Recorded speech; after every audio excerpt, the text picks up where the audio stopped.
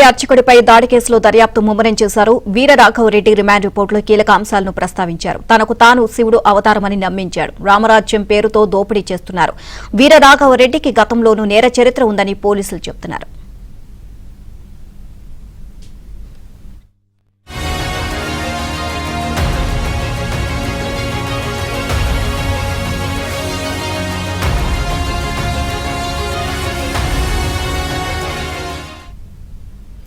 Overall ఇదే అంశానికి సంబంధించి మరిన్ని అప్డేట్స్ మా క్రైమ్ కరెస్పాండెంట్ ప్రవీణ్ అడిగి తెలుసుకుందాం. ప్రవీణ్, వీరరాఘవరెడ్డికి సంబంధించి పోలీసులు విస్తుపోయే నిజాలు బయటపెట్టినట్లుగా తెలుస్తుంది. ఓవరాల్ గా అప్డేట్స్ ఏంటి?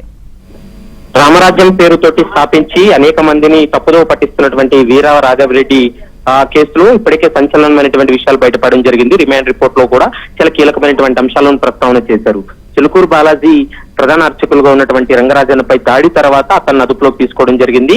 అయితే అతని నుండి కొంత సమాచారాన్ని అయితే రాబట్టారు. తనకు తాను శివుడి అవతారం అని క్రియేట్ చేసుకున్నటువంటి వీరరాఘవరెడ్డి శివుడి అవతారం ధరించానంటూ కూడా రామరాజ్యం అనేటువంటి పేరుతోటి రిక్రూట్మెంట్ స్టార్ట్ చేసి వివిధ జిల్లాల్లో మండల స్థాయిలో కూడా రిక్రూట్మెంట్ స్టార్ట్ చేసి వారి దగ్గర నుండి డబ్బులు వసూలు చేశాడు. ముఖ్యంగా దుష్ట శిక్షణ శిష్ట రక్షణ రామరాజ్యంతోనే సాధ్యమనేటువంటి అంశాలను కూడా సోషల్ మీడియాలో విపరీతంగా వైరల్ చేసినటువంటి పరిస్థితి కనపడుతుంది. రామరాజ్యం పేరుతోటి దోపిడీ చేస్తున్నారంటూ కూడా రిమాండ్ రిపోర్ట్ లో పేర్కొన్నారు. మరోవైపు పూజారులపై భౌతిక దాడులు చేస్తున్నారనేటువంటి అంశాన్ని కూడా అందులో స్పష్టంగా పేర్కొనడం జరిగింది.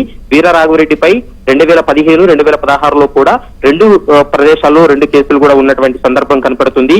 వీరరాఘవరెడ్డి గతంలోనే అతనికి నేర చరిత్ర ఉందనేటువంటి అంశాన్ని కూడా గుర్తించారు. ప్రస్తుతం ఈ రామరాజ్యం పేరుతోటి ఇతను పాల్పడినటువంటి వసూళ్లు కావచ్చు, రిక్రూట్మెంట్ కావచ్చు, గతంలో జరిగినటువంటి దాడులకు సంబంధించి కూడా పూర్తి స్థాయిలో ఇన్వెస్టిగేషన్ చేసిన తర్వాత అతన్ని జ్యుడిషియల్ రిమాండ్ కూడా తరలించినటువంటి పరిస్థితి అయితే స్పష్టంగా కనపడుతుంది. Right, thank you Praveen.